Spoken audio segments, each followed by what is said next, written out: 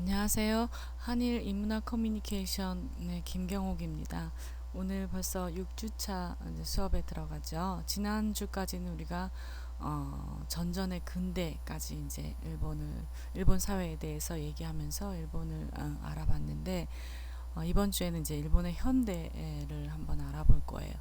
근데 여기서 그 뭐 현대다 근대다 이거를 이제 그 구분 짓는 게 전후 전전이라는 용어를 많이 이제 사용하죠. 근데 여기서 전후 전전 하면은 우리나라 사람들 같은 경우에는 한국 전쟁이 기본이 돼요. 기준이 돼요. 그렇죠? 한국 전쟁을 기준으로 해서 그 이전을 전전이라고 하고 그 이후를 그 전후라고 하는데, 일본에서는 한국 전쟁이 아니라 아시아 태평양 전쟁이 그 전전 전후의 기준이 되겠죠. 그래서 아시아 태평양 전쟁에서 이제 일본이 패전을 하게 된 1945년이 전후의 기준이 되는 거예요.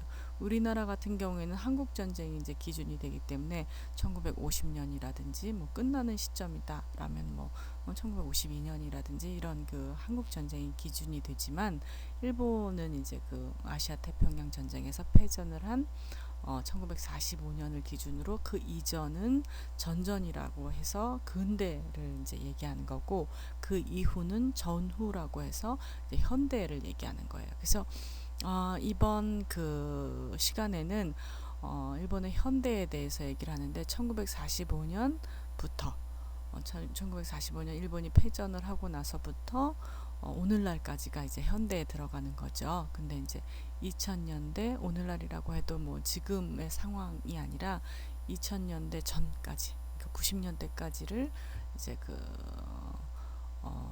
현대의 기간으로 보고 현대에 대해서 얘기를 할 거예요. 근데 이 현대 일본 사회를 얘기를 할 때도 이제 하나의 그 어떤 틀이 있어야 되겠죠. 기준이 있어야 될 텐데, 뭐 현대 일본 사회에 일어나는 모든 일들을 다 그 총괄을 해서 얘기를 할 수는 없고, 각각의 시기의 특징, 각각 뭐 1945년부터다 그러면 1945년부터 한 10년간은 어떤 그 사회적인 특징이 있었고, 어떤 현상들을 볼 때 이런 특징이 있었다라고 이제 그 정의를 내리고, 그 다음에 또 한 55년부터 10년간, 또 65년부터 10년간, 그래서 각 사회적 특징을 정의를 해서 용어로 설명을 해놓고, 그 다음에 그 왜 그렇게 정의를 할 수 있는가에 대한 근거, 이런 근거들을 얘기를 하면서 일본 사회의 그 현대 일본 사회가 어땠나, 이런 것들을 한번 알아볼 거예요. 자, 다음 페이지로 넘어가서 왜 그렇게 우리가 10년씩 이렇게 잘라서 일본 사회를 설명할 수 있는지에 대해서 얘기를 할게요.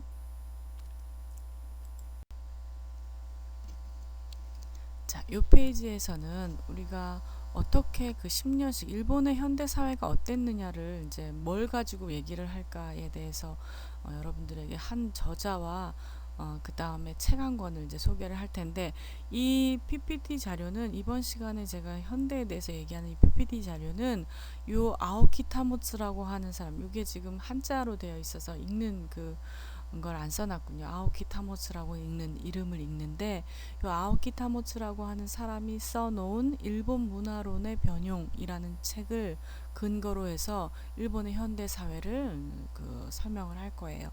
이 일본 문화론의 변용은 그 요시노 사쿠조 쇼라고 해서 요시노 사쿠조 상이 있어요. 일본에서 그 학술 아주 그 잘된 그런 훌륭한 학술서에 이제 그 상을 수상을 하는, 그 시상을 하는데, 그 요시노 사쿠조 상을 수상한 그런 문헌이라고 할 수 있어요. 문헌인데, 이 아오키 타무츠가 요 책을 어떻게 썼느냐면, 일본에서 쏟아져 나오는 여러 가지 베스트셀러들, 여러 가지 그 문헌들을 볼 때 요 시기에는 이런 문헌들이 많이 나왔고, 또 이런 테마들을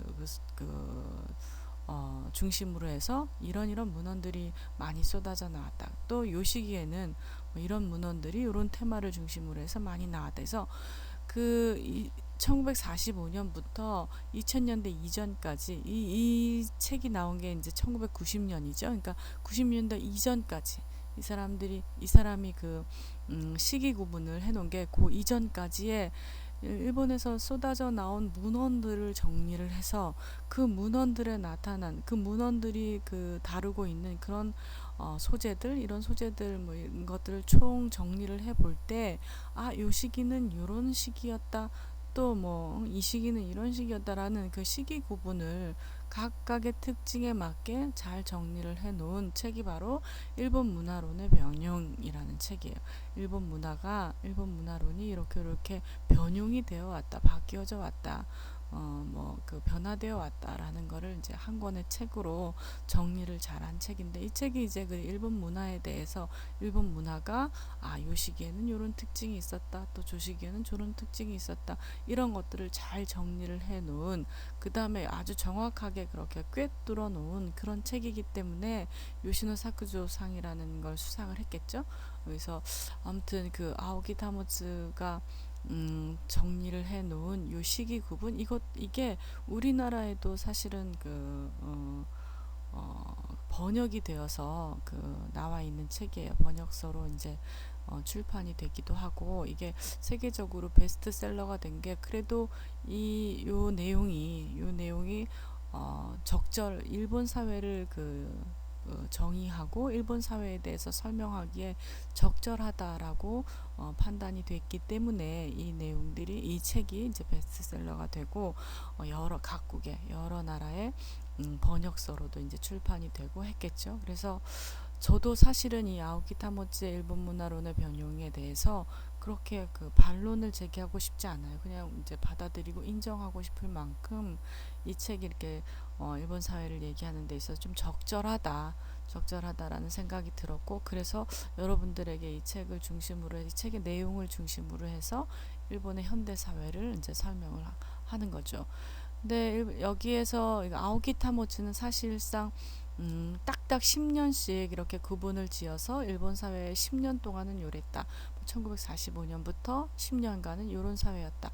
또 뭐 55년부터 10년간은 요런 사회였다. 이렇게 10년씩 구분을 짓지는 않았어요. 여러분들한테 설명을 할 때 이 10년씩 구분을 지은 건 제가 그냥 여러분들이 그 기억하기 쉬우라고 기억하기 수월하라고 10년씩 구분을 지어서 해놓은 거지 이 아오키 타모츠가 10년씩 구분을 한 건 아니에요. 근데 어떻게 공교롭게 이렇게 그 책을 정리를 하다 보니까 10년씩 이렇게 그 정리를 해서 그 시기의 특징을 이제 그 설명할 수 있었던 것 같아요. 그래서 이 아오키 타모츠는 그래서 그러니까 전후 현대 사회를 한 그 4기로 구분을 해놨어요. 4기, 1기, 2기, 3기, 4기에서 4기로 구분을 해놨는데 1기, 2기, 3기, 4기라고 해서 이제 그 40년이 아니라 3기 같은 경우에는 3기의 전기가 있고 3기의 후기가 있어요. 그래서 3기 같은 경우에는 20년이 포함이 되기 때문에 거의 한 50년 정도 45년부터 50년 정도 1기, 2기, 3기 전기, 3기 후기 그 다음에 4기 그래서 50년 정도의 일본 사회를 이렇게 구분을 지어 놓은 거예요. 아오키 타모츠에 대해서 조금 더 설명을 하자면 이 사람은 이제 일본의 문화론에 대해서 이제 쭉 연구를 한 사람이고 동경대학에서 교수로 재직을 하고 있다가 나중에 지금 오사카 대학에서도 있었고 또 뭐 여러 대학에서 교직 생활을 하다가 나중에는 교직에서 정년퇴직을 하고 나서부터는 정계에도 입문을 해요. 그래서 뭐 문화 장관입니까? 문화 장관 취임이 돼서 정치적으로도 조금 활약을 한. 근데 제 개인적인 그런 생각은 이 사람이 학자일 때는 굉장히 빛을 발했지만 학자가 아닌 그런 정치가로서는 조금 저는 마땅치 못한 굉장히 개인적인 생각인데 마땅치 못한 그런 어쨌든 일본의 우익 세력과 함께 그렇게 활동을 우익 세력이 아니라 우익적인 성향을 가지고 활동을 했던 게 아닌가라는 그런 의심을 갖게 한 그런 학자였기 때문에 나중에 제가 이분을 학자로서는 조금 그 인정을 하고, 하지만 그 정치가로서는 별로 그 인정을 하기가 쉽지 않은 그런 인물인 것 같아요. 여러분들도 아마 이 인물에 대해서 조금 더 그 조사 좀 알기를 원하면 여러분들이 한번 좀 찾아보면 이 사람이 학자로서의 또는 그 정치가로서의 성향이 이제 각각 구분이 되어서 아마 그 설명이 되어 있을 거예요. 그래서 뭐 이 사람에 대해서 좀 더 알아봐라 이런 건 아니지만 어쨌든 이 그 일본의 현대 사회에 대해서는 그 아오키 타모츠가 정의해 놓은 그런 그 자료들, 그 자료 가운데 일본 문화론의 변형, 이 자료를 참고해서 그 여러분들에게 전달을 한다. 그 다음에 이 내용들이 거의 대부분 그런 내용들이다. 이 아오키 타모츠가 정리해 놓은 내용이다라는 걸 알고 있기를 바래요. 자, 그래서 이제 다음 페이지부터는 1기, 2기, 3기, 4기에 대한 그런 그 상황 설명을, 그 내용을 설명을 할 텐데, 한 번 더 여러분들에게 조금 더 그 강조해서 얘기하지만, 요 아오키 타모츠도 뭐 자기가 직접 이렇게 사회를 바라본 게 아니라 뭘 봤다고 했죠? 그 시기에 출판되어진 그 문헌들을 참고로 해서 이런 문헌을 볼 때 이 시기는 요랬었다. 이 시기는 이런 특징을 가질 수 있었다라고 정의를 해놨다는 것 잊지 말기를 바래요. 자, 다음 페이지로 넘어가도록 하겠습니다.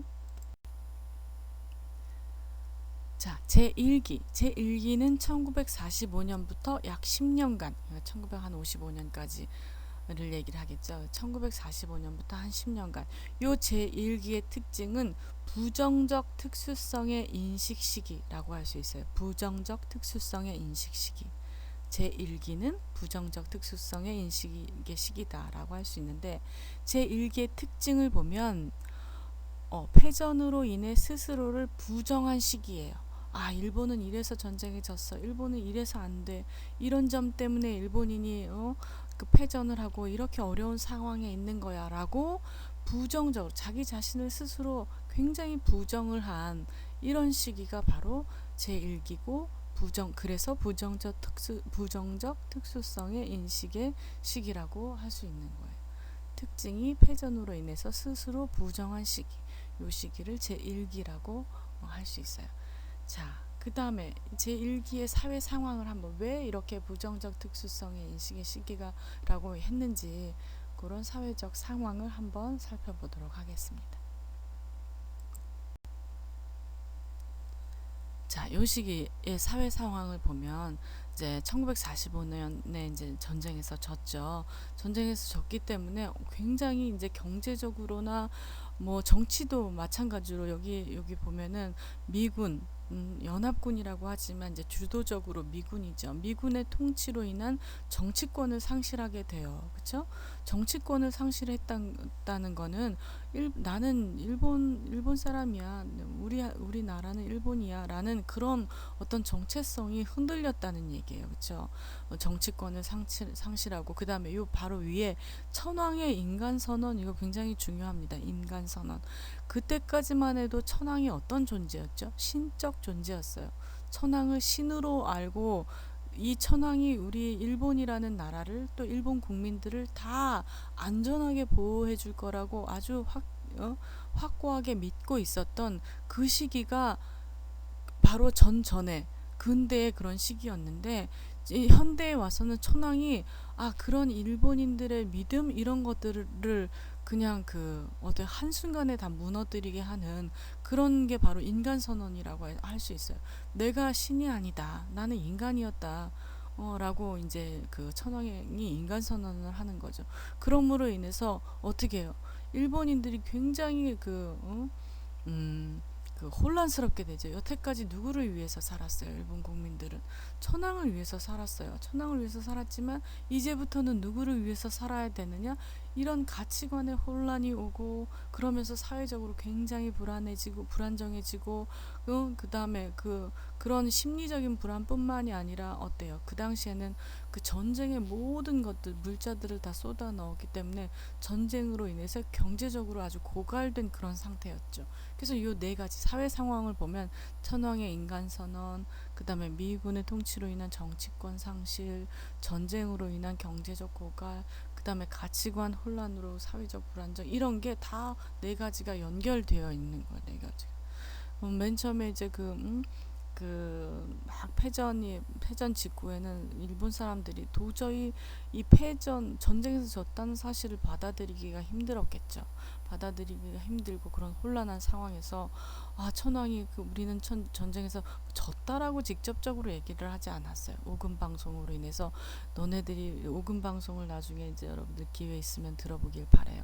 네, 너네들이 너무 이게 전쟁에 힘쓰고 하는 그런 모습들이 내가 너무 불쌍하고 가슴이 아파서 이 전쟁을 이제 내가 멈춘다, 이런 얘기를 하면서 이제 인간들에게, 일본인들에게 자신은 이제 신이 아니었다라는 걸 이제 얘기를 오금 방송을 통해서 얘기를 하지는 않았지만 이제 일본인들에게 나는 신이 아니었다라는 거를 이제 알리는데 그러면서 일본인들이 막 이제 난리가 났죠. 이제 과거에 천황을 위해서 목숨도 바치고 했다면 이제는 그런 게 다 헛된 그런 행위였다고 하는 걸 스스로가 이제 믿을 수도 없고 인정하고 싶지도 이제 않았겠죠. 그런 혼란스러운 그런 사회에서, 자, 그러면은 도대체 일본은 뭐였냐? 응? 여태까지 그 전쟁에 온 힘을 기울여 온 그런 일본은 뭐였냐라고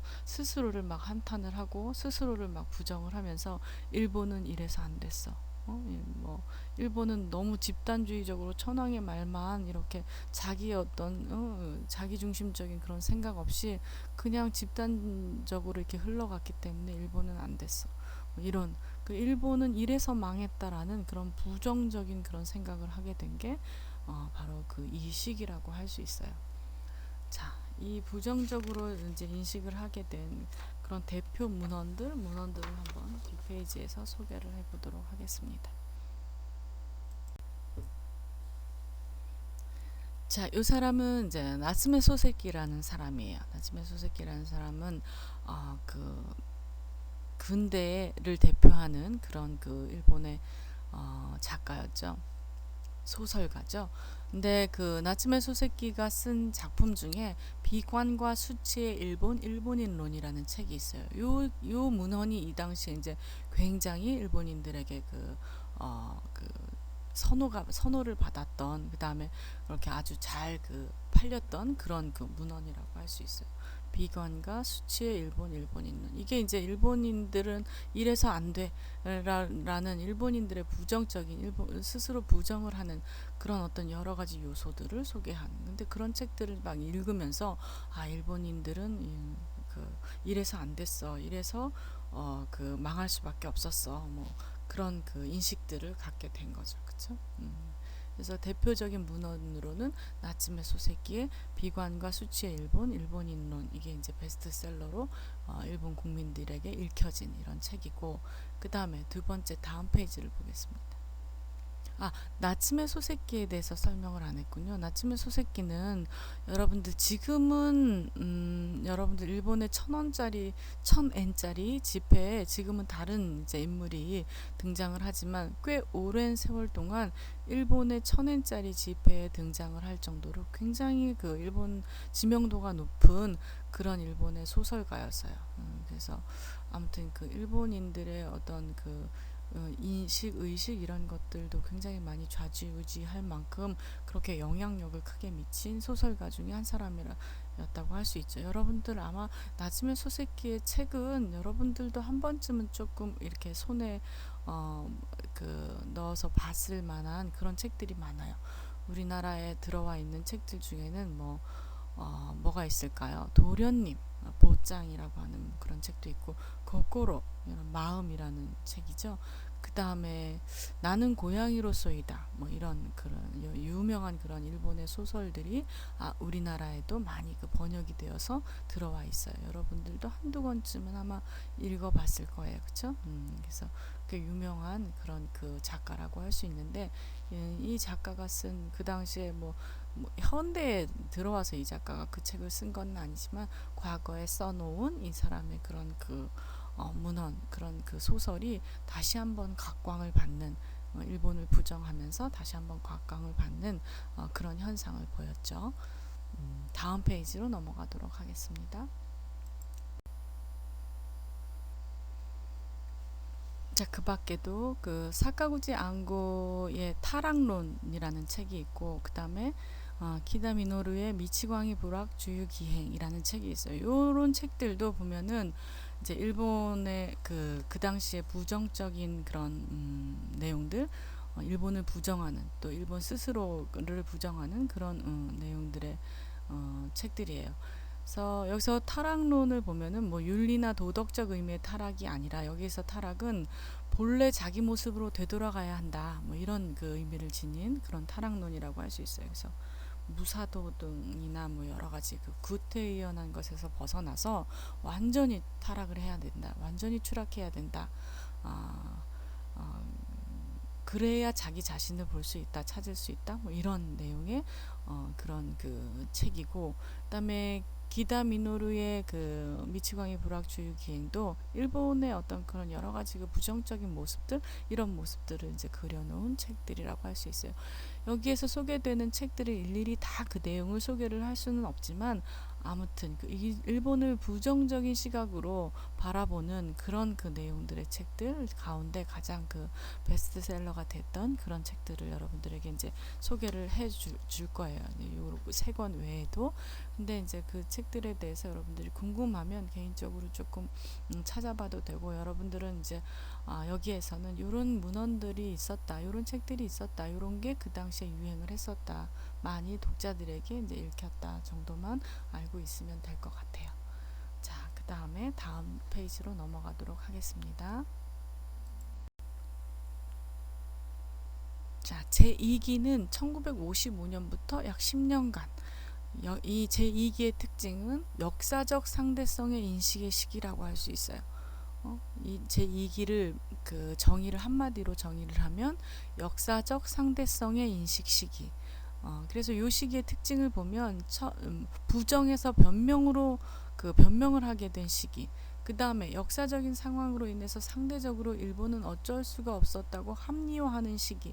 요런 게 이제 특징, 요런 그 현상들을 특징으로 들 수가 있겠어요. 그래서 역사적 상대성의 인식 시기라고 할 수 있는데, 이게 무슨 얘기냐면 1955년부터 1965년까지 한 10년 동안 일본은 굉장히 뭐랄까 경제적으로 이제 그 안정권에 들어서게 되는 거죠. 그렇죠?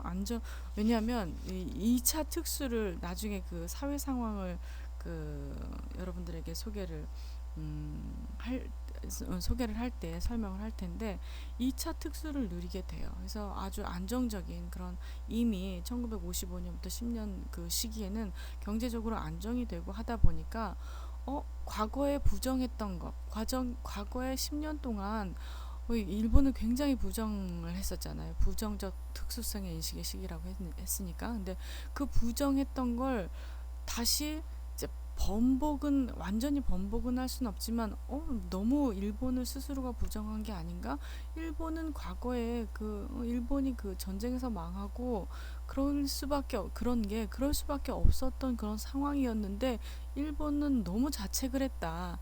스스로가 너무 부정적으로 일본을 부정을 했다라고 하면서 일본의 그런 아주 그 열악한 그런 사회 상황, 이런 것들은 역사적으로 볼 때 어쩔 수가 없는 그런 그 시기였다라고 부정을 하지 않고 변명을 하게 된 그런 시기예요. 역사적으로 볼 때 역사적 상대성이라는 건 일본이 나빠서가 아니라, 일본이 부정적이어서가 아니라, 역사적으로 볼 때 상대적으로 어쩔 수밖에 없는 그런 상황이었다. 일본은 그렇게 부정해서 변명으로 가는 그런 시기라고 할 수 있어요.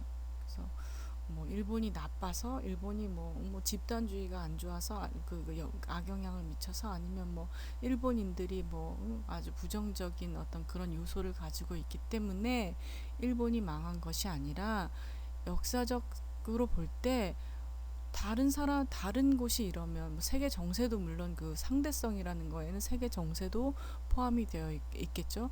일본 스스로가 나빠서가 아니라, 일본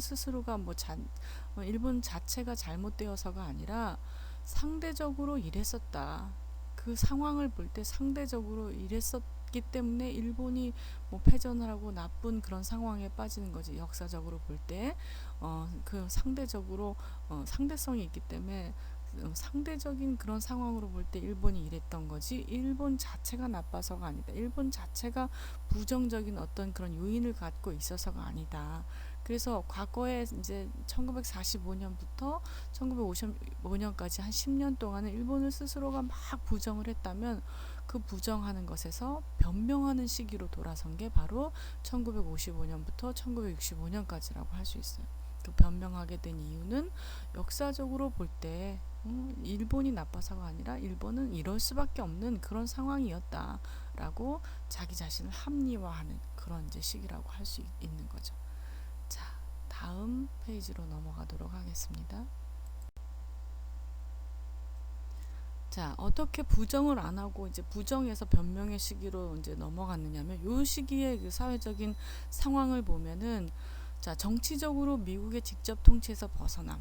왜 미국의 직접 통치에서 벗어나게 됐느냐면, 그 당시에 그 세계적인 세계 정세를 보면, 여기 밑에도 나와 있지만 세계 냉전 구조의 영향이라고 되어 있죠. 세계가 이미 세계 정세가 미국을 중심으로 한 민주주의 진영과, 그 다음에 지금은 붕괴가 됐지만 소비에트 연방공화국이라 해서 여러분들 소련을 아마 알고 있을 거예요. 기억하고 있을 거예요. 근데 소련을 중심으로 한 공산주의, 사회주의 진영이 완전히 이렇게 나뉘어진 거죠. 이분화돼서 이렇게 나뉘어진 그런 구조를 이제 냉전 구조라고 해요.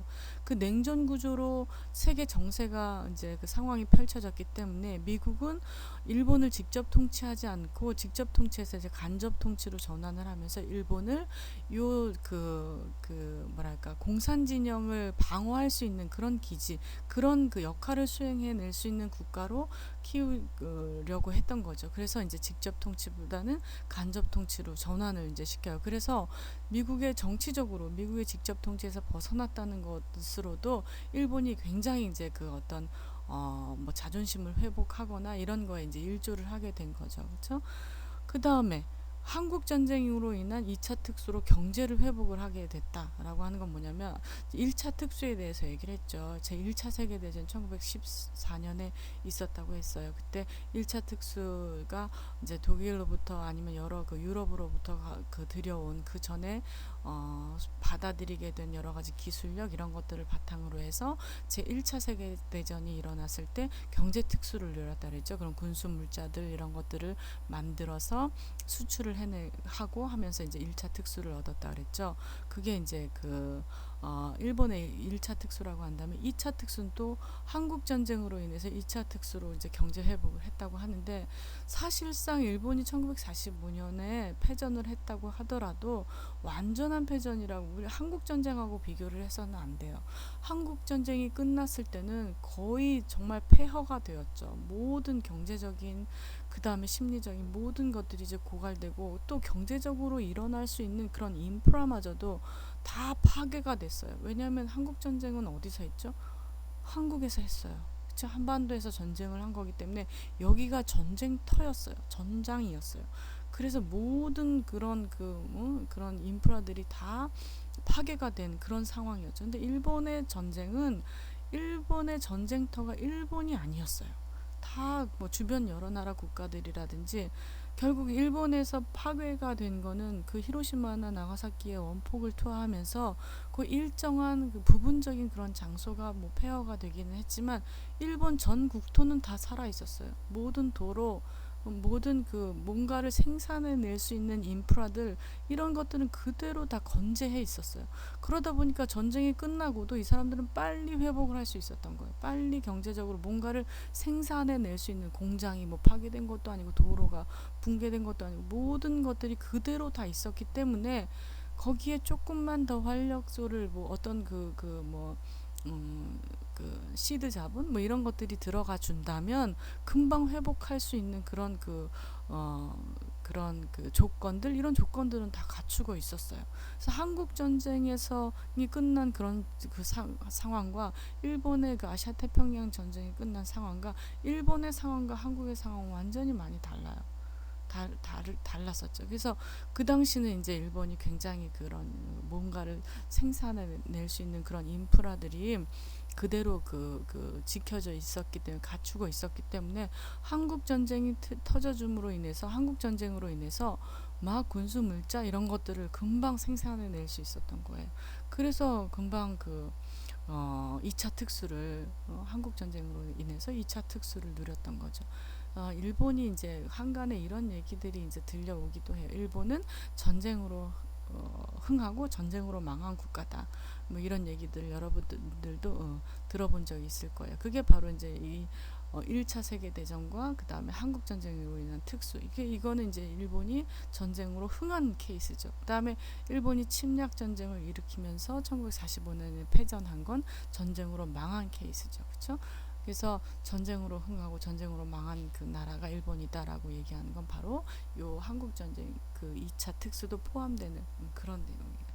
그 다음에 전쟁 직후의 혼란 수습으로 이제 어느 정도 안정 궤도에 올라 있는 게 일본 사회 상황이었고, 그 다음에 이때는 이제 화양 절충의 잡종 문화를 긍정하는 시기라고 했는데, 화양이라고 하는 거, 화라고 하는 건 일본적인 것을 이제 그 화라고 하죠. 일본적인 것. 그 다음에 양, 이건 서양적인 것을 양이라고 하죠. 그 일본의 부정적 특수성의 을 강조하던 그런 시기, 부정적 특수성의 강조의 시기는 뭐였어요? 부정적 특수성 인식의 시기는 이 양, 서양의 것을 굉장히 선호하고 일본의 것을 굉장히 부정하는 그런 시기였죠. 과거 1945년부터 1955년까지 일본을 부정하던 그런 시기에는 그 서양의 것들을 그냥 받아들이고 일본 고유의 것들을 굉장히 부정하는 시기였다고 한다면, 이 시기는 어때요? 1955년부터 65년까지는 역사적 상대성의 인식의 시기라고 했어요. 그러다 보니까 어떻게 해요? 일본 것도 그다지 그렇게 나쁜 건 아니었어. 일본적인 것도 그렇게 다 부정할 만한 것들은 아니었어. 그래서 일본적인 것과 서양적인 것을 절충한 그런 잡종 문화. 여기서 잡종 문화라고 하는 건 잡종이라는 용어가 주는 그런 조금 불편함, 조금 부정적인 그런 인식 때문에 조금 불편할 수도 있지만, 그들이 표현한 게 바로 잡종 문화. 일본인들이 잡종 문화라고 이렇게 표현을 해놨기 때문에 저도 그대로 그 용어를 옮겨서 이제 번역을 해놨지만, 아무튼 여러 가지가 섞인 일본식인 것과 그 서양식인 것이 절충이 되니까 여러 가지가 섞인 문화를 그런 긍정하는 그런 시기였다고 할 수 있어요. 그래서 사회 상황, 요 당시에 사회 상황이 이랬고, 요 당시에 이제 그래서 그 베스트셀러가 됐던 문헌들을 살펴보면 이제 다음 페이지에서 소개를 하도록 하겠습니다. 이 시기를 대표하는 그런 문헌들을 보면은 가토 슈이치의 잡종 문화론, 또 그 우메사오 타다오의 그 문명의 생태사관 서설, 이런 책들을 보면 과거에 그 부정만 했던 일본의 사회상에서 조금 이제 벗어나서 일본을 자기 합리화하려고 하는 그런 성향들이 드러나는 책들, 이런 책들이 이제 그 당시에 읽히고 선호를 받았던 거를 보면 아마도 요런 문헌들을 보더라도 일본이 그 당시에 1955년부터 1965년 요 사이에는 일본을 합리화하려고 하는 그런 움직임, 그런 인식들이 이제 일반화됐었다. 또 그런 인식들이 이제 특징적이다라고 이제 할 수 있는 거죠. 자, 다음 페이지로 넘어가 봅시다. 자, 이제 제3기 전기가 되겠어요. 제3기는 이제 한 20년 정도인데, 그래서 10년씩 구분하기 좋으라고 여기도 제3기의 전기, 그 다음에 제3기의 후기 이렇게 나눠서 10년씩 이렇게 시기 구분을 해놨어요. 제3기의 전기는 1965년부터 약 10년간을 제3기라고 할 수 있는데, 이 시기는 한마디로 얘기해서 긍정적 특수성의 인식 시기라고 할 수 있어요. 긍정적 특수성의 인식 시기. 자, 요 특징을 한번 보면은, 과거에는 이제 1945년부터 한 10년 동안은 굉장히 일본을 부정했다고 했죠. 그 다음에 1955년부터 65년까지는 어땠다 그랬어요? 자기 합리화를, 역사적으로 볼 때 그 상대성을 인식한다면 일본이 그 부정적인 요소가 있어서가 아니라 어쩔 수 없었어 라고 자기 합리화를 했던 시기가 역사적 상대성의 인식의 시기라고 했어요. 그 시기를 지나서 이제는 어때요? 부정하고 자기 합리화하고 그 다음엔 자기 긍정을 하는 거예요. 자기 긍정을 하기 시작한 시기예요. 그래서 1965년부터 한 10년간 긍정적 특수성을 인식하게 된 시기다라고 할 수 있어요. 과거에 부정적으로 인식했던 일본적인 것을 다시 긍정하기 시작한 시기라고 할 수 있어요. 자, 그래서 이 시기에 이제 사회 상황은 어떤지 한번 살펴보도록 하겠습니다. 다음 페이지로 넘어가 보죠. 자, 이 시기의 그 사회 상황은 1960년에 미일 안보 조약을 체결하고 그 이후에 아주 급속한 보수화로 정치적으로 안정을 찾게 됐다고 이렇게 이제 설명이 되어 있어요. 이미 뭐 오늘날에 보수화되어 있는 일본의 정치를 상상을 해보면, 그러니까 오늘날의 정치를 보더라도 이 보수화가의 힘, 그 다음에 보수적인 성향의 정치 성향, 이런 것들이 이제 어떤 건지 여러분들 대략 이제 짐작을 하실 거라고 생각을 해요. 그래서 요 당시도 아주 그 보수화가 그냥 그 굳건하게 그 자리를 잡으면서 정치적으로 이제 안정을 찾게 된 거죠. 그렇죠? 미일 안보 조약을 지금의 오늘날의 상황하고 좀 비슷한 것 같아요. 60년대 상황도. 일본이 이제 그 안보적인 거는 미국의 이름을 하면서 급속하게 이제 경제 성장을 하고, 그러려면 어떻게 해야 돼요? 이제 보수 그 세력들이 그 우경화라고 하나요? 우경화로 아무튼 그 무장을 해야 되는 거죠. 그렇죠? 그런 그 시기라고 할 수 있어요. 마찬가지로 이제 고도의 경제 성장으로 인해서 자신감을 회복한 그런 시기이기 때문에, 야, 과거에 일본을 부정했던 거, 일본이 이렇게 뭐 전쟁에 망하고 아주 그 밑바닥으로 떨어진 건 일본의 부정적인 그런 요소 때문이 아니라 오히려 그런 걸 일본이 그런 어떤 그 요소가 있기 때문에, 그런 특징이 있기 때문에, 아니면 그런 그 성향이 있기 때문에 일본이 다시 이렇게 회복할 수 있었어라고 하는 그런 자신감을 갖게 된 그런 시기이죠. 자, 다음 페이지로 넘어가도록 하겠습니다. 자, 이 시기에 일본을 긍정적으로 얘기했던 그런 여러 가지 그 문헌들을 보면 나카네치에가 쓴 종적 사회론을 들 수 있어요. 종적 사회론은 이제 다떼 샤카이라고 해서, 종적 사회는 뭐예요? 위로부터의 명령 체계가 있는 그런 그 사회. 뭐 우리 한국 사회도 이제 종적 사회, 지금은 그래도 많이 그런 이제 종적 사회가 허물어지고 그런 걸 이제 지향하고 있지만, 과거에 어땠어요? 지금 현재도 마찬가지고 종적 사회를 이제 그 가지고 있죠.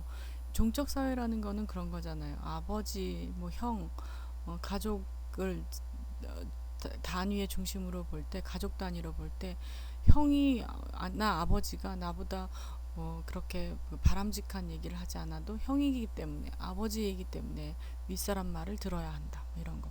또 그 단위를 이제 사회로 볼 때, 회사에서 나는 이제 말단 사원이지만 내 윗 상사로부터 뭐 아무튼 그런 명령이 체계로 이렇게 그 운영되어지는 그런 사회를 이제 종적 사회라고 할 수 있는데, 과거에는 부정적 특수성 인식의 시기에는 그랬어요. 일본인들 종적 사회 이거 아니다, 이래서 일본이 망했다, 위로부터의 명령, 자기의 어떤 정체성도 뭐 불분명하고 위로부터의 명령을 그냥 그대로 순종하고 따랐기 때문에 일본이 망했다라고 했다면, 이 시기에는 그런 똑같은 종적 사회론인데도 불구하고 이제 긍정하기 시작한 거죠. 그런 종적 사회가 있었기 때문에 오늘날 일본을 지탱할 수 있었고, 일본이 이렇게 빨리 뭐 경제 성장을 한 거다, 빨리 회복할 수 있었던 거다, 이런 식으로 이제 긍정을 한 거죠. 마찬가지로 이제 사쿠타 케이지의 수치의 문화 제고, 이것도 마찬가지예요. 일본을 굉장히 긍정하는 쪽에 그런 그 내용으로 구성이 된 그런 책들이 이 당시에 이제 그 유행을 하고 했었던 거죠. 그랬기 때문에 아까 그 아오키 타모츠, 이 책을 쓴 요 책이 아니라 일본 문화론의 변형이라는 책을 쓴 아오키 타모츠도 요런 그 책들이 지금 많이 그 이 당시에 60년대 많이 그 읽히고 한 걸 보면 이 시대는 일본의 긍정적 특수성의 인식의 시기다라고 할 수 있다라고 정의를 내려놓은 거죠. 자, 다음 페이지 넘어가도록 하겠습니다. 자, 제3기의 후기. 제3기의 후기는 1975년부터 1985년까지 한 10년간 제3기라고 할 수 있는데, 제3기는 한마디로 얘기하면 긍정적 특수성 강조의 절정기라고 할 수 있어요. 긍정적 특수성 강조의 절정기. 뭐가 다르죠? 전기하고 뭐가 다르죠? 제3기의 전기는 뭐라고 했어요? 긍정적 특수성 인식의 시기라고 했죠. 인식. 긍정적인 특수성을 인식하게 된 시기. 이제 그걸 그냥 스스로가 이제 일본의 긍정적인 부분은 이런 부분이야라고 이제 인식을 하게 됐다면 1975년부터는 그 인식한 걸 그냥 인식한 그대로 두지 않고 어떻게 강조하고 확장하고 했다는 그런 그 의미를 가진 그런 시기라고 할 수 있어요. 긍정적 특수성을 인식만 한 것이 아니라 그 강조의 절정기, 긍정적 특수성 강조의 절정기라고 하는 건 뭐 일본적인 것, 여기 특징에 보면 일본적인 것을 긍정하는 것에 그치지 않고 대외적으로 확장하고 강조를 했다는 거예요. 대내외적으로 확장을 하게 되는 그런 시기가 1975년부터 85년까지. 그래서 긍정적 특수성 강조의 절정기라고 할 수 있어요. 이게 제3기 후기죠. 자, 특징은 알아봤고 우리 다음 페이지에서 사회 상황을 한번 알아보도록 하겠습니다.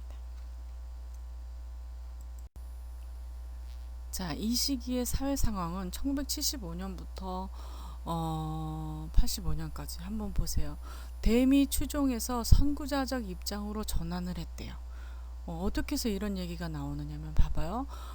그 1973년도인가요? 1차 오일 쇼크가 있었을 때 미국은 이미 어땠어요? 미국은 굉장히 경제적으로 이게 세계 공황이었어요. 세계적으로 이제 그 불황의 시기에 미국이 저성장을 할 때 일본은 저성장하지 않았어요.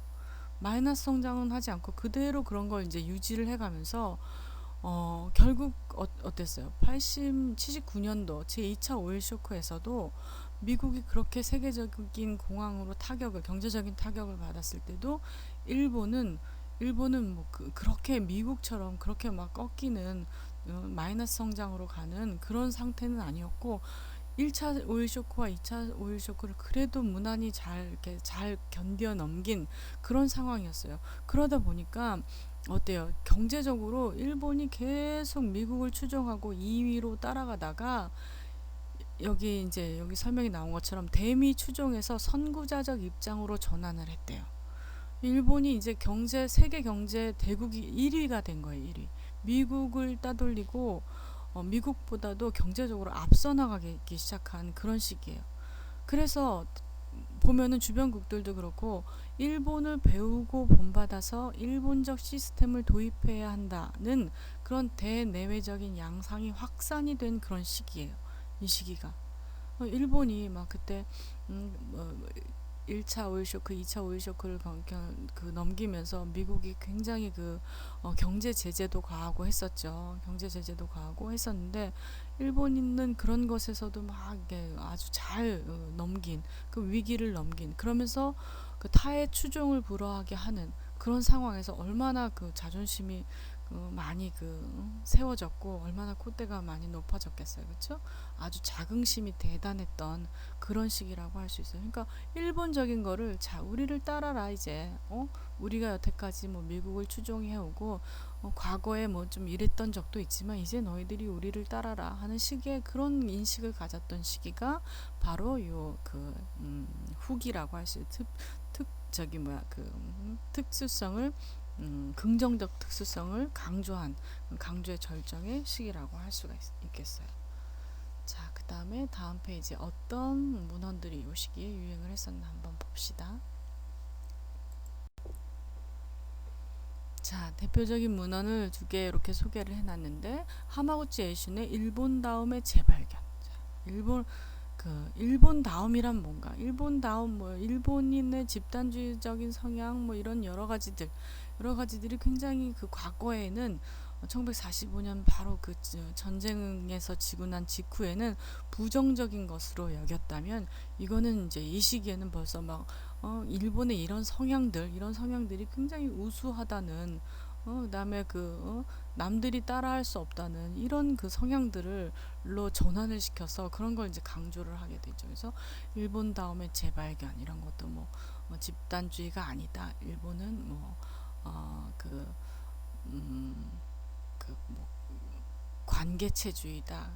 그 다음에 간인주의다. 뭐 이런 것들을 설명을 하면서 그 일본인들의 어떤 그런 긍정적인 부분, 이런 부분들을 막 이제 강조를 하는 책들이 나오고, 여기 옆에 보면은 자파니즈 넘버 원이라는 책이 이제 79년도에 나오는데, 요거는 에즈라 보겔이라는 이제 사람이 쓴 책이에요. 요걸 잠깐 이제 요 책을 쓰게 된 요 책이 쓰여지면서 있었던 에피소드를 잠깐 얘기를 하면, 에즈라 보겔은 이제 하버드 대학의 교수예요. 하버드 대학의 교수인데, 이 그 일본 문화론의 변용, 이 책을 쓴 맨 앞 페이지에 그 PPT 자료, 이번 그 수업의 자료의 맨 앞장에 소개해줬던 그 아오키 타모츠를 여러분들에게 이제 소개를 했죠. 아오키 타모츠의 론, 그걸 가지고 이제 이 PPT 자료들을 구성을 했다라고 하면서 이렇게 설명을 지금까지 했었죠. 근데 그 아오키 타모츠가 하버드 대학에 유학을 가 있을 때, 아오키 타모츠가 하버드 대학에 유학을 가 있을 때 이제 학생이었겠죠. 일본인으로서 이제 그 일본인 유학생이었는데, 일본인 유학생인 시절에 그 에즈라 보겔이 이 책을 썼대요. 그래서 에즈라 보겔이 이 책을 쓰면서 자파니즈 넘버 원이다. 재팬을 배워야 된다. 일본의 이런 점을 배워야 된다. 이런 내용의 책인데, 자, 일본 어떤 점을 그럼 배워야 되느냐, 어떻게 배워야 되느냐, 뭐 이런 것들이 이제 쓰여져 있었겠죠. 이제 그걸 확인하느라고 에즈라 보겔이 일본인 유학생들을 다 불러 모았대요. 일본인 유학생들을 불러 모아서, 자네가 이제 이런 책을 쓰는데, 이거는 제가 조금 이렇게 이야기를 엮어서 이렇게 설명을 하지는 않았지만, 아오키 타모츠가 이렇게 설명을 하지 않았지만, 요걸 이제 이럴 것이다라고 짐작을 해서 엮어서 그 이야기를 엮어서 여러분들에게 이제 설명을 하는 거예요. 반드시 이랬다라는 건 아니지만, 그 아오키 타모츠의 얘기를 들어보면 에즈라 보겔 교수가 자기들을 다 불렀대요. 불러서, 자네가 이런 책을 쓰는데 일본이 이렇지? 라고 하면, 일본은 예스, 노우 중에 노우를 못해요. 아니요, 그렇지 않습니다라는 걸 못하는 사람들이에요. 그쵸? 더군다나 학교 교수님이, 에즈라 보겔이라는 그 교수가 자기들을 불러서 내가 이런 책을 쓰는데 일본은 이렇지? 뭐 이게 맞는 거지? 라고 물어보면, 아닙니다. 일본 사람은 그렇지 않습니다. 라고 얘기할 수가 없죠. 더군다나 일본인들의 성향이 노를 못한다고 했잖아요. 그냥 아닐 때는 고개를 너무 저건 아니다 싶을 때는 고개를 갸웃갸웃하는 정도. 다른 사람이 얘기하면 다른 사람들의 의향을 그냥 거의 대부분 받아들여주면서 고개를 끄덕끄덕, 아니더라도 아니다라고 얘기를 안 해요. 근데 그런 성향 등을 가진 사람들에게, 그런 일본인들에게, 자, 내가 이런 책을 쓰는데 뭐 이게 맞느냐 틀리느냐 이렇지라고 얘기를 했을 때, 자기들은 그렇게 다 100% 수용을 할 수 없었어도 그냥 고개를 끄덕끄덕하고 그냥 하고 있었대요. 근데 그런 내용들이 그대로 책으로 엮여져서 나왔다.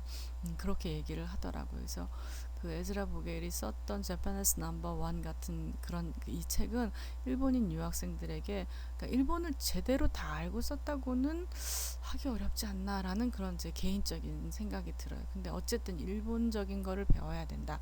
일본에게서 이런 걸 배워야 된다라는 그런 내용인데, 일본인조차, 그러니까 그 지금 이 책을 쓴 이 전체적인 그 책, 일본 문화론의 변용, 이 책을 쓴 아오키 타모츠마저도 100% 수용할 수 없었던 그런 내용들이 엮여져서 나온 게 바로 자파니즈 넘버 원이라는 책, 에즈라 보겔이 쓴 책이에요. 그래서 나중에 아오키 타모츠 교수가 이런 에피소드가 있었다. 과거에 하버드 대학에 유학할 때 에즈라 보겔 그 교수랑 이런 에피소드가 있었다라고 얘기를 한 걸 들은 적이 있습니다. 아무튼 그래서 이 당시에 유행했던 지금도 제퍼니스 넘버 원이란 책은 우리나라에도 아마 소개가 된, 그런 번역서로 소개가 된 그런 책일걸요. 그래서 이렇게 아주 세계적으로 그 베스트셀러가 됐었던 책, 이런 책들이 결국은 일본을 배워야 된다, 일본을 긍정하는 이런 내용의 책들이었다고 할 수 있어요. 그런 걸로 봤을 때 제3기 긍정적 특수성 강조의 절정기, 이런 책들을 봤을 때 그런 강조의 절정기라고 할 수 있다라는 거죠. 자, 다음 페이지로 넘어가도록 하겠습니다. 자, 그 다음에 제4기 1985년부터 약 10년간 이때는 이제 특수를 보편으로 인식한 시기라고 할 수 있어요. 특수를 보편으로 인식한 시기. 여태까지 후기 제3기의 이제 후기에는 아주 긍정적인 거를 굉장히 강조한 그런 시기였다고 했잖아요. 이제 근데 그 긍정적인 걸 강조하다 보니까 이게 일본적인 그런 특수성만은 아닌데라는 걸 이제 자각을 하기 시작한 거예요. 그래서 요 시기는 특징을 보면은 일본적 특수성으로 인식하던 요소들이 아시아의 보편적인 것이었음을 인식하게 된 그런 시기다. 그 다음에 자신들이 스스로 너무나 했었다는 걸 인식을 한 시기다. 그래서 긍정적 특수성 강조의 절정기는 너무 아시아적인 거는 다 일본적인 거라고 하며 아시아적인 거인 것임에도 불구하고 이게 다 일본의 특징이야, 일본의 특수성이야 라고 막 이제 강조를 했던 거를 이제 알게 된 거죠. 이거는 우리나라에 있는 게 아니라 집단주의라든지 아니면은 뭐 종적 사회라든지 뭐 또 이들이 얘기한 뭐 수치의 문화 수치의 문화라는 거는 또 뭐 하진노 문화라고 해서 수치가 하지잖아요. 서로 겸양하고 좀 겸손하고 이런 모든 것들이 결국 일본에만 있는 거는 아니었구나. 뭐 옆에 나라 한국을 봐도 있고 중국을 봐도 있구나. 결국 아시아적인 걸 우리가 일본적인 것이라고 착각을 했었구나. 그러면서 우리 스스로가 너무 우리를 과대평가했구나라는 걸 인식을 한 시기예요. 근데 왜 또 이렇게 이제 조금 양상을 달리해서 이런 인식을 했느냐면 그 사회적인 상황들을 보면 다음 페이지로 넘어가서 설명을 하도록 하겠습니다.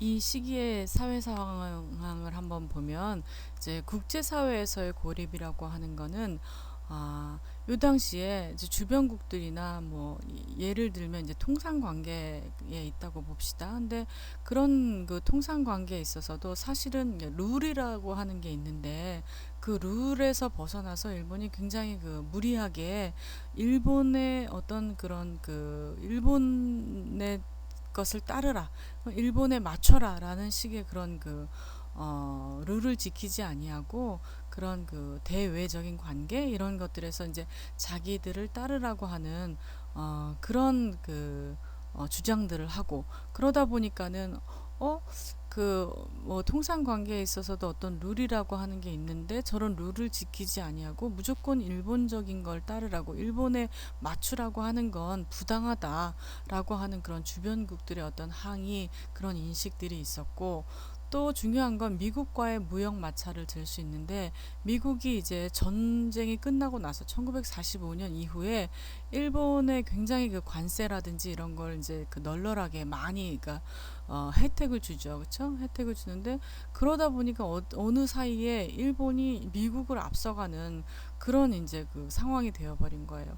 또 70년대 이때에는 이제 섬유라든지 자동차라든지 80년대 자동차라든지 이런 품목에서 굉장히 일본하고의 그런 무역 마찰이 생기면서 미국이 일본을 막 이렇게 저지하게 되는 그런 상황이 옵니다. 그래서 요거를 이제 쉽게 얘기해서 일본 때리기라는 그런 용어로 설명을 했는데 일본에 굉장히 뭐랄까 문제 제기를 하는 그런 주변국들 미국을 중심으로 한 여러 주변국들이 문제 제기를 하고 부당하다는 걸 표현을 하게 된 그런 시기라고 할 수 있어요. 이제 국제적인 아니면 일본 내의 그런 사회적인 상황이 이제 이런 사회였어요.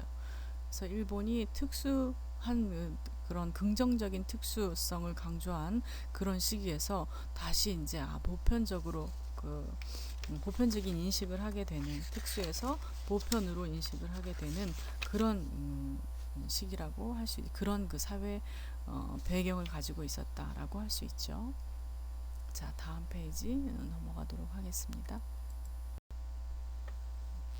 그 이 당시에 그래서 대표적인 문헌을 살펴보면 그 월프렌의 일본 문제, 일본 문제, 여기 이 책을 보면은 일본을 어떻게 할까, 니홍 도스루라는 그런 책을 출판하기도 했고, 그 다음에 여기 하루미 배후라고 돼 있는데 배후 하루미죠. 배후 하루미를 보면 이제 이데올로기로서의 일본 문화론, 일본 문화가라는 게 일본을 긍정하는 그런 그 일본 문화론을 여태까지 주장을 했지만 이거는 하나의 이데올로기에 불과하다라는 그런 내용. 그래서 여태까지 긍정적인 특수성을 강조했던 거를 일본이 너무 정말 뭐랄까 주변을 인식하지 않는구나라는 그런 문제의식, 그런 문제의식에서 쓰여진 그런 책들이 그 베스트셀러로 등장하기도 했던 그런 시기입니다. 그래서 이 시기를 특수에서 보편으로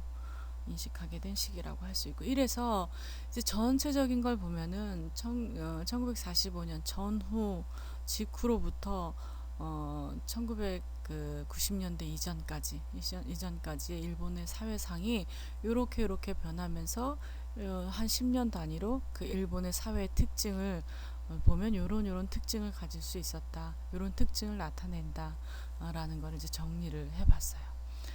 여러분 어땠나요? 좀 납득이 가나요? 일본의 이런 책들이 유행을 했던 건 이런 사회상을 반영한 거다. 거꾸로 또 이런 사회상이 반영이 되어서 이런 책들이 나왔다. 그래서 그런 책들을 쭉 종합을 해보니까, 정리를 해보니까 이 시기에는 이런 특징이 있더라, 또 저 시기에는 저런 특징이 있더라, 이런 것들이 이제 정리가 되더라 라는 얘기예요. 그렇죠? 그래서 이런 걸로 일본의 현대를 설명을 했는데, 다음 시간에는 일본의 사상가들을 여러분들에게 소개를 해줄 거예요. 일본의 사상가들을 소개를 하면서 일본인들은 이렇다, 일본인들은 뭐 이런 특징을 가지고 있다, 우리와 다른 점은 이렇다, 또 우리와 같은 점은 이렇다 라는 것을 일본의 사상가들이 이야기해 놓은 일본인에 대해서 이제 소개를 하면서 일본에 대해서 알아보도록 할 거예요. 자, 요것과 그 다음에 다른 파일로 여러분들의 질문에 대한 대답을, 또 이제 그 질문을 알아보고 대답을 하도록 하겠습니다. 자, 여러분 듣느라고 수고 많이 하셨습니다.